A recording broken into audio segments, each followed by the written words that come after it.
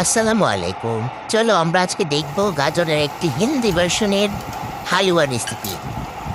এই দেখো আমরা এখানে বাটার দিয়ে দিয়েছিলাম, তারপর বাটারগুলো আর পরে দিয়ে দিয়েছি একটু বাদামগুলো রোস্ট করে দিয়ে দিয়েছিলাম যে কি যেন, ইয়েস, গাজরের হালুয়া। গাজরের হালুয়াতে আমি গাজরের নামটাই মিলিয়ে দিয়েছিলাম। যাই হোক, গাজরগুলো দিয়ে একটু নাড়াচাড়া করে এখানে আমরা চিনির বদলে কি ইউজ করেছি বলো তো?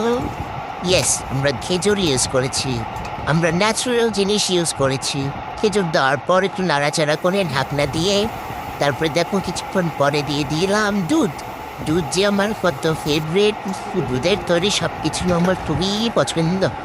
যাই হোক, একটু নাড়াচাড়া করে দেখো কি আমি লাগছে দুধ দেওয়ার পরে।